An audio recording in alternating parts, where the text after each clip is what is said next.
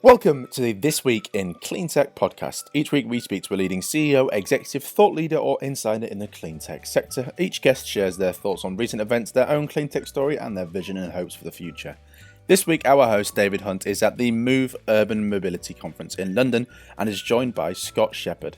Scott is Chief Commercial Officer of Free2Move. He is an urbanist, mobility expert, board advisor and thought leader who is passionate about the intersection of cities, mobility and innovation. Before we start, the usual reminder that you can subscribe to the This Week in Clean Tech podcast via iTunes or all of the other usual podcast platforms. But that's enough from me. Let's hand it over to David with Scott Shepard.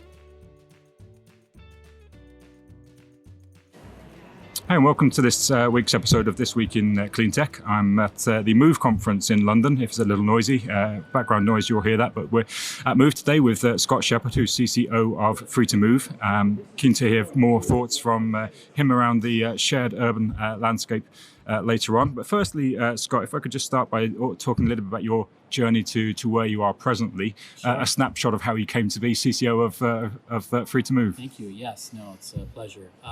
It's been an interesting journey, a real circuitous journey, but it's always been related to cities, mobility, data, and transportation. That's been the common thread throughout my career.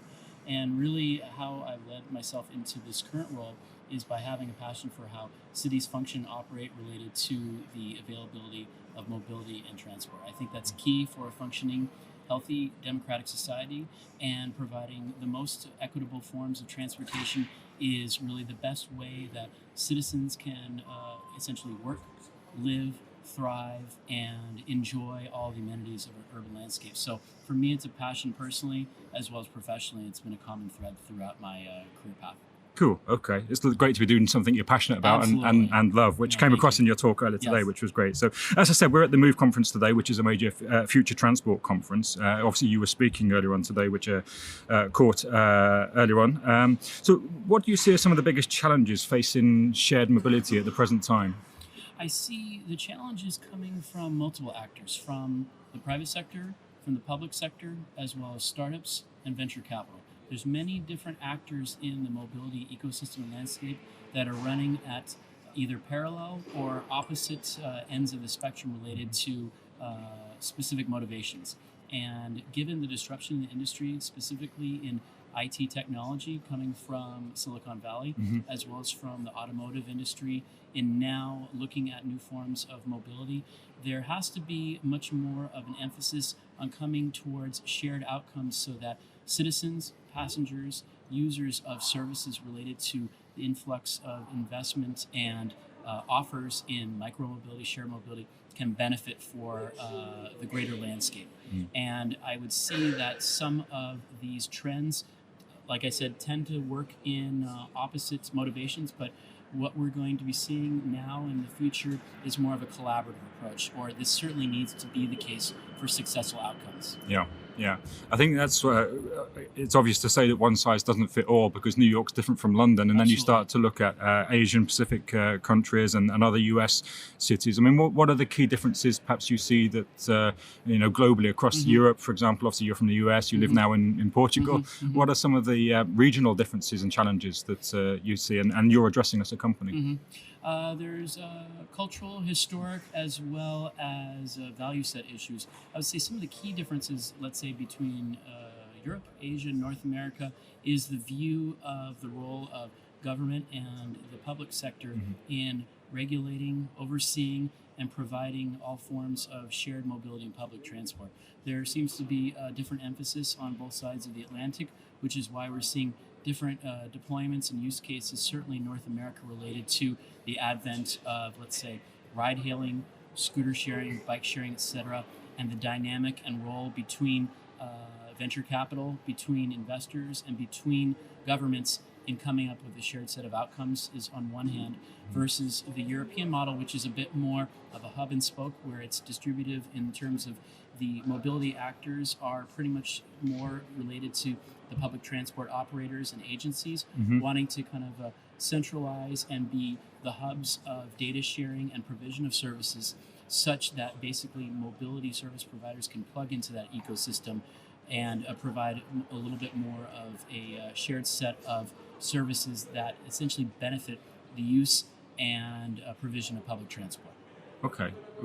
And again, some of those sort of regional differences, there's a lot of talk around in the US in particular and Western Europe, people love their cars, so you won't get people out of their cars. And clearly you see from Uber as an example that's not necessarily the case. I mean, have you found, again, particular regional differences, or the fact that ride sharing, ride hailing is so popular or so quickly in cities where we're car fanatics, for example? Right, where there's more of a lack of public transport. Yeah. So this speaks to a lot of the regional differences. So if we're talking trends and emphasis on mobility offers and options, ride hailing and car sharing will certainly be the tip of the spear, as we say in America. More of the emphasis in shared mobility in North America, the US, and Canada for at least the next 5 years, as more of an emphasis in these new offers integrated with public transport ticketing and shared mobility. However, in Europe, the market is a bit more focused in terms of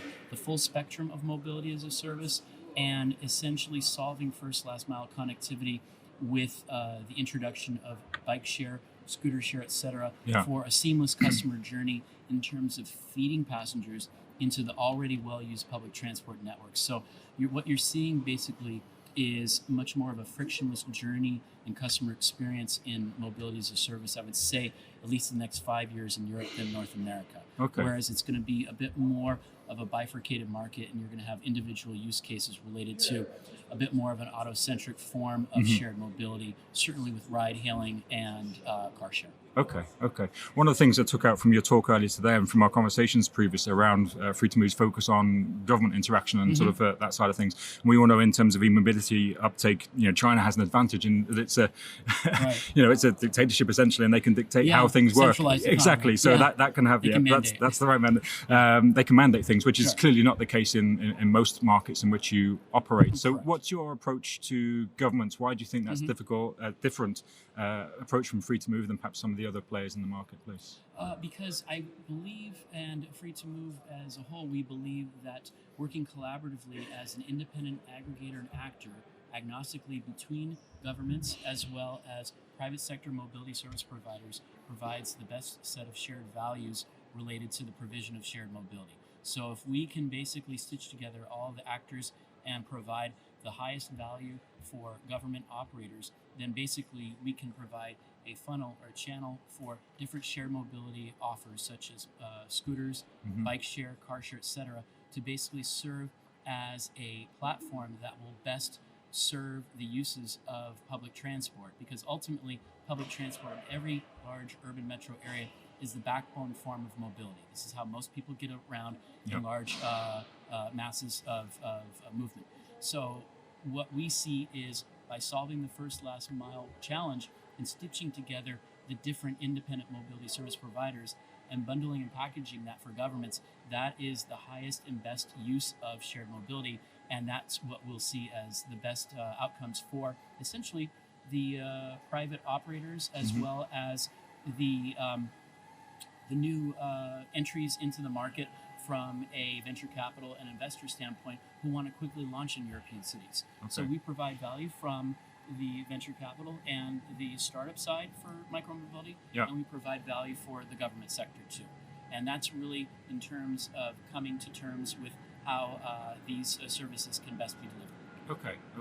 Because again, it's a very, as is well clear from the show today. There's a lot of players, there's a lot of startups, there's a lot of money going in various different places. People go in many different directions, and a lot of people don't know how to make sense of this or what to do. Yeah, you refer to yourself as an aggregator. So again, perhaps if you can share a little bit more about the business model or how Free2Move is perhaps different, or how you connect some of these various different areas of the market. Right. So from an aggregator standpoint and a platform, we are independent agnostic. So we are not a vertically integrated walled garden where we basically work with just offers or assets within the Free2Move ecosystem. We work with all different mobility service providers and basically bundle and package that in our application platform, our API, as well as white labeled applications, data and analytics, so cities can best stitch together all of the mobility offers and deliver the best service for their customers and user base of their public transport networks.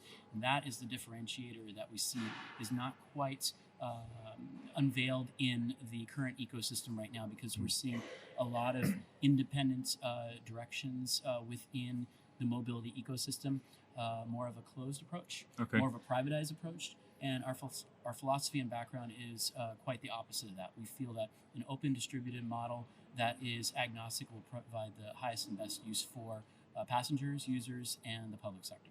Okay. So as an aggregator and a service provider, what's the business model in terms of where the revenues generated from Free2Move?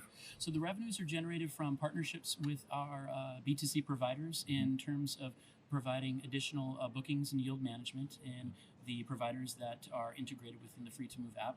There's revenues in terms of working directly with public tenders in selling data and analytics, and essentially responding to RFPs and calls for innovation for standing up a mass platform or aggregator, developing customized apps. There's also revenue opportunities in basically sharing and distributing our API, the Free2Move engine for bookings and registrations that other developers and mobility as a service providers can basically stitch together as a platform within their own application stack. Okay. So there's multiple revenue streams within the B2B and B2G sales channel. Yeah. Which I think is important to have that sort of stacking approach of revenues to make things fly. That's right. So basically, it's a menu of 6 different offers that can be bundled or decoupled based upon the conversation and based upon the engagement with the city or a large corporate enterprise. And that's by design, because we provide a menu of options that can be custom tailored for their shared mobility needs and requirements. Okay. And so where are some of the cities that you see from your experience good, best practice, if you like? Because I was very surprised to read recently in Birmingham in the UK, which I think the UK is a laggard in some respects, but there is a mobility as a service offering in Birmingham where I think you can pay a monthly fee and you can get any taxi, any bus, any train, which is awesome. But there must be good examples that you see from your experience across Europe and as a student of urbanization. Yes. And it's interesting. It might not be the first cities that come to mind, but there's some very interesting use cases where there is a connectivity of the best integration of mobile transport ticketing, as well as offering of shared mobility that can provide more of a frictionless, seamless customer journey. A lot of the different deployments in different cities are not necessarily fully built out yet, because again, the market is still in its genesis. However, some different cities that come to mind that are doing some innovative work would be Berlin. I would say Scandinavian cities such as Helsinki. The platform in Copenhagen is quite compelling in terms of from a government-led mobility as a service platform. On a national level, of course, the Netherlands has kind of a open integrated payment system for all forms of transport. That's a government-led initiative. And then in my home territory of Lisbon, Portugal, there's some really exciting developments in the integration of mobile ticketing and contactless fare payments within a lot of the mobility providers across multiple modes of transport, between ferry, bus, tram, etc. So I think the use cases between even Northern Europe, Scandinavia, Central Europe, and then the Mediterranean are quite interesting, and they can certainly be scaled out depending on how governments foresee their role and how interested they are in exploring the integration of shared mobility in terms of how they can basically stitch that into their landscape. Okay. I guess slightly off piece. There's a lot of money, as we know, going into various parts of the e-mobility platforms, EV charging in particular, which is great and much needed. But then you look at sort of the valuations on people like Bird and some of these scooter companies. I think was it another big investment this week in one of the scooter companies. And yet we hear some news stories of scooters in lakes and sort of these struggles. What are your thoughts and takes on the various different types of transportation? Is there a use case for bikes and scooters as much as there are for public transit? Yes and no. In a concerted, regulated, and coordinated fashion, there is an opportunity and a landscape for all forms of micromobility. But this, again, is where the government takes a key role in being a hub and spoke model of regulating and overseeing and combining all forms of mobility to best utilize the assets in their public transport networks. So basically, it cannot be a one-size-fits-all, and it cannot be a landscape where basically there is no oversight and no regulation, and it's basically just the Wild West. We've seen a lot of these deployments in other regions and markets, and they've yielded less than favorable results. So there's been a lot of learnings in the last year, 2017, 2018, use cases and best practices that we feel from an independent, shall we say, agnostic perspective of working with the public and private sector, we can do it better. We can do it much better, and we can serve the needs of the population, and we can introduce new best practices and forms of micromobility, so it does not have to be binary. This does not have to be black or white. Everyone can share, but it has to be in a concerted, regulated, coordinated effort where everyone wins. Okay.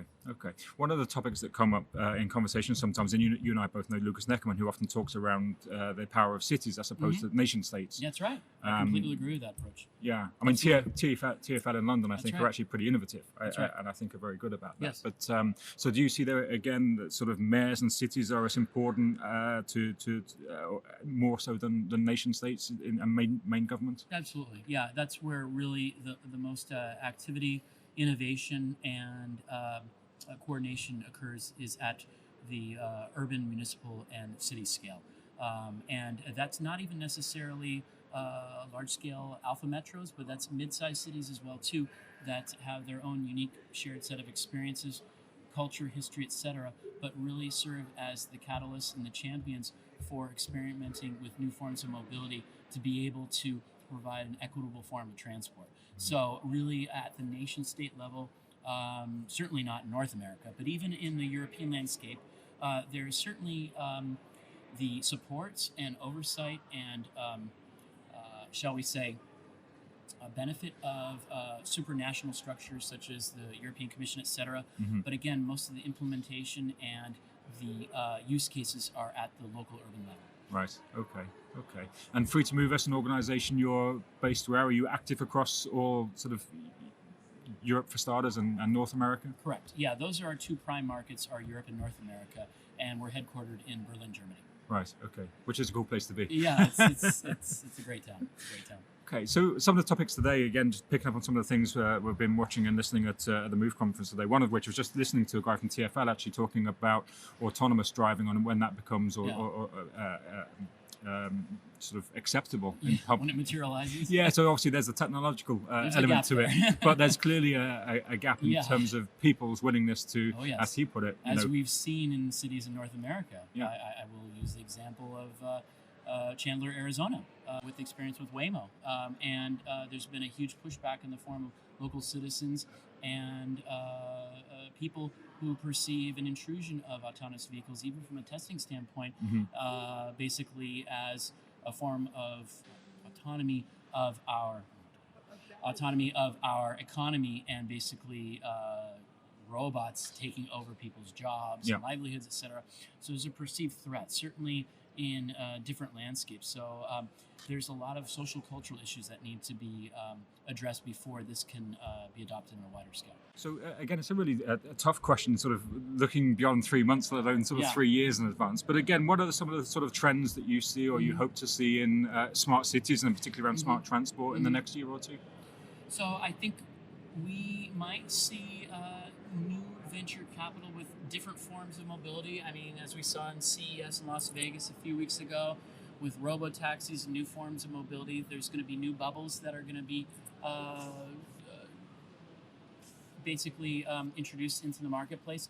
We're going to see essentially a lot of merger and acquisition of different mobility providers in the next 6 months to a year. So we're going to see some of the smaller players drop off and the larger players start scaling up. We're going to see more vertical integration, but that's where we're going to see a lot of the push and pull, certainly in Europe, between the role of public and private actors. So regardless of whether we see a monopolization of the shared and micromobility landscape, this is where governments are certainly going to take even more of a prominent role.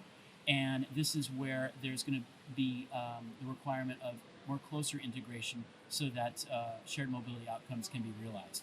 Because again, as we see these two types of trends unfolding in the next 6 months to a year to 3 years, the gaps are only going to grow wider unless these challenges and issues are solved in the near term. Okay. Because you can go back to some of the point around business models. Clearly, it has to work. There's a lot of money being invested into all things e-mobility or autonomous at the moment. Some of it clearly, as ever the case in clean tech, some will fall away. Sometimes the big investors come in, like we've seen in e-mobility with BP and Shell and some of these big utility companies jump in.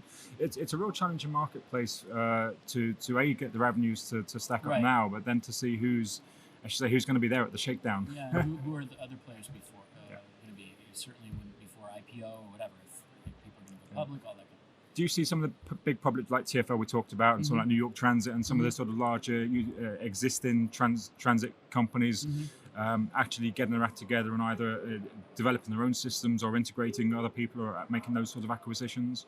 Well, I would say what we're seeing right now from a regulatory policy and oversight perspective is cities starting to take much more of an assertive role of mandating shared data, mandating caps for usage of shared and micromobility, as well as better integration within the landscape to best provide traffic management, pollution reduction, as well as the best use and movement of their public transport networks.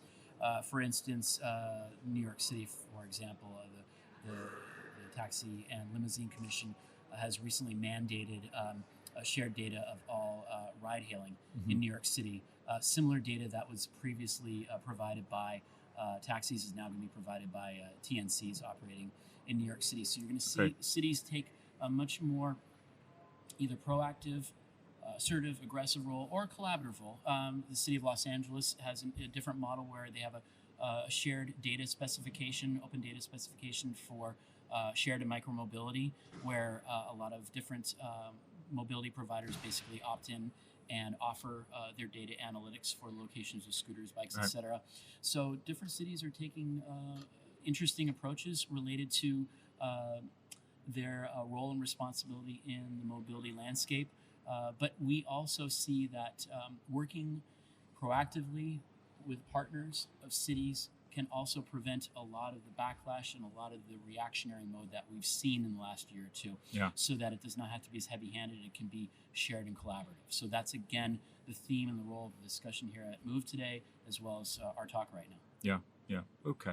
I guess one of the other sort of great advantages of shared mobility as a service is addressing big city issues like air pollution and congestion. Absolutely. So many problems can potentially be solved. For sure. But yet it seems that there are certainly accusations, at least that Uber, for example, sort of counter that by having more cars on the road and therefore more pollution. Let's talk about that. Let's talk about that.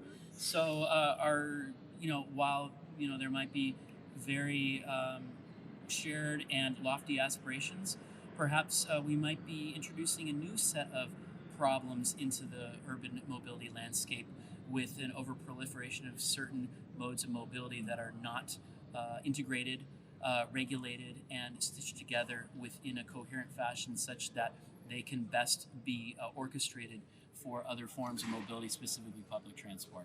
The interesting use case and example in North America of perhaps a shift in modal split between ride-hail and then perhaps moving potential candidate passengers from public transport into personalized ride-hail is certainly an issue that has been quite prominent in multiple studies and reports in 2018 and now 2019. So it's an issue that's not to be taken lightly, and it certainly tips the balance that we need to kind of rethink our strategies and how, again, the role of the public and private sector, and how can we all work towards a shared set of outcomes. So again, it comes back to that same central point that we were talking about. Yeah. I think it is a challenge. I mean, typically I haven't been involved in the clean tech sector now since 2007, and typically that's been a battle against government in terms of renewable energies and other technologies.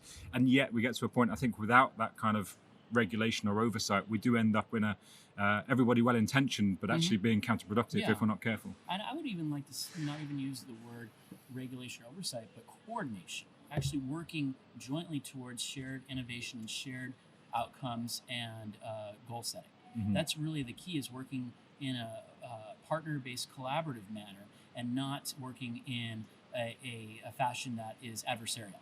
So if we have an adversarial environment from the start in shared mobility, then basically billions of dollars or euros are wasted, time is wasted, and essentially passengers and the general public loses. Yeah. That's the bottom line. So we can do it better, and I think we can do it much better in 2019. Okay. Let's talk more specifically about companies, because one of the things on the podcast we talk about is how companies, clean tech companies, grow, how they scale, how they evolve.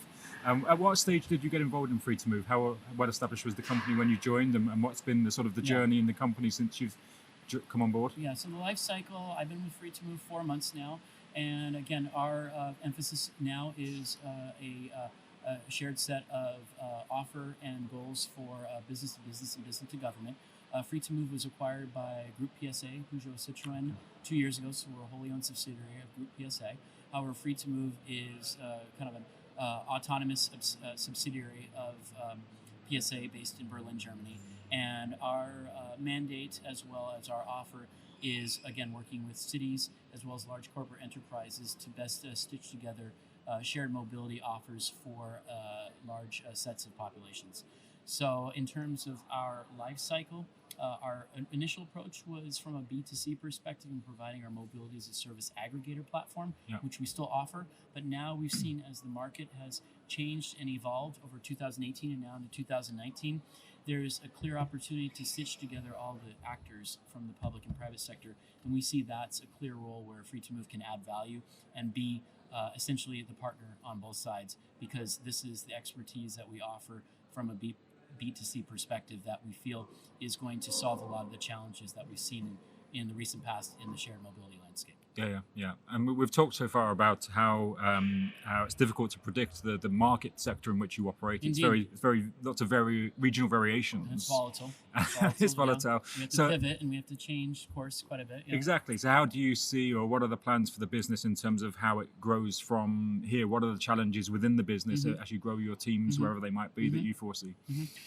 So it has to be an open, distributed, basically commercial and business model such that we work with local partners and providers in localized markets throughout Europe and North America, so that we develop a joint value proposition. It cannot be a copy-paste where we're just pitching or offering our Free2Move stack of B2G services and data to a city, and this is replicated 20, 30, 40 fold. It has to be a consultative approach where we work with local partners, consultants, and operators such that we best articulate a message that solves real-world challenges to independent cities, operators, that we can certainly demonstrate short-term value for their mobility challenges. So while that might be perceived as much longer sales cycle and quite a bit heavier lift, the values are going to be much more materialized in the long term, because we are basically laying the foundation for a platform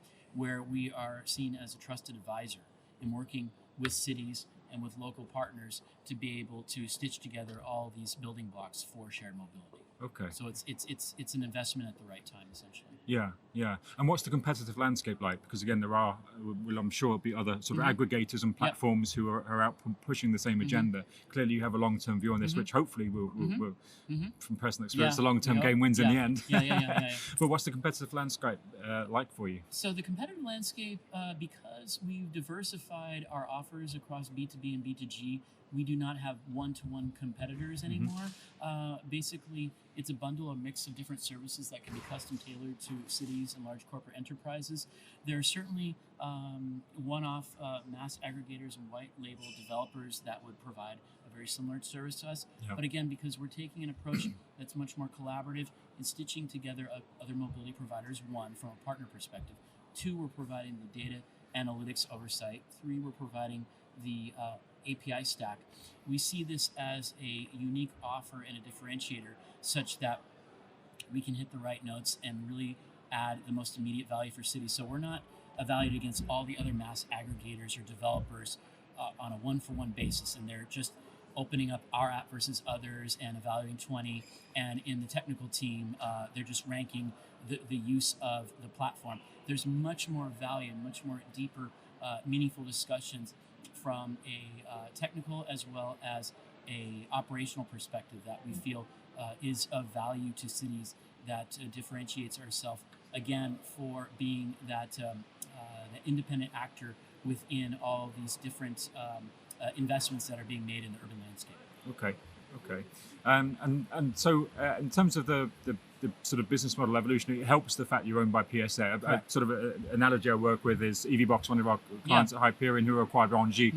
Deep pockets and willing to see the long-term game, and it can invest in that. I guess that's an advantage of having PSA in the background versus someone who's constantly looking to fundraise to maintain alive. Correct. But of course, there is a push to start materializing and seeing the benefits of our investments and attracting and identifying short and midterm revenue-facing opportunities in the government as well as the business sector. So that's certainly a highest priority emphasis for us in 2019. Okay, cool. Now I'm conscious of the fact that the after show party is going to start soon, and the disco will start in the background, so we're going to be perhaps cut off. I know, but we'll wrap it up soon. We touched on before. I tend to ask people about sort of books or podcasts or things they learn and listen to. So, are there any particular sort of topics or books or subject matter that you've read that had an impact on you in terms of your career and where you are now? From an urban perspective, there's two books that come to mind. One is Bicycle Diaries by David Byrne, and his experience in New York City, Shanghai, Amsterdam, etc. Even though he's icon of pop culture with the Talking Heads, dual citizen of the UK as well as the United States, based in Manhattan. But basically, he is an urbanist at heart. From a real-world perspective, he understands the urban landscape. He observes, kind of like Jane Jacobs and others. He uses his bikes to basically observe and understand his environment and really take part as a participant in the urban community. So that's one book I read about probably 10 years ago now that had a real impact in terms of me as an urban planner and as an urbanist. Okay. The second book that I read probably about 5 or 6 years ago was by Upton Sinclair. This is a fiction. It's called The Jungle. It's based in turn of the century Chicago, Illinois. It's the experience of immigrant laborers from Lithuania who migrated to North America around late 1800s, 1900, to the south side of Chicago, to the meat packing plants to work in, I believe it was the Union Stockyards, and their experience of their horrific working and living conditions, and how this became a catalyst for change in industrialization, the urban landscape, the labor movement, the sanitation movement, a lot of things that were basically addressed perhaps here in London maybe 50 years prior, but America was a bit later in terms of addressing some of these real industrial revolution challenges in the urban landscape. So it's a very gory, horrific, ugly book, but it's a beautiful book because it's poignant in terms of it paints such a vivid picture of the living conditions in urban Chicago circa 1900. So it's another book that made a real impact on you. I think that's the key thing. Is great. We appreciate those, and we'll share the links as is ever the case on the episode page. Cool. But I think that proves that sort of urban environments drive the future, and what we're hearing and talking about that move today. Yeah, cities matter, and that's one of our key messages at Free2Move. Just to basically share this with the audience is #cities matter. Cool. Okay, that's our message. Excellent. Well, Scott, thanks very much for joining us today. Look forward to seeing you again talking at Move tomorrow. Absolutely. Thank you so much. Thank you for joining us again on the This Week in Cleantech podcast. I hope you enjoyed this episode, and if so, please do share it with friends, colleagues, and across any social media platforms, as it really does help us widen our audience. Next week, David will be in Amsterdam and speaking with Christoph Virino, CEO of global EV charging leader EVBox, talking about the dramatic growth of e-mobility and EVBox. We look forward to you joining us again.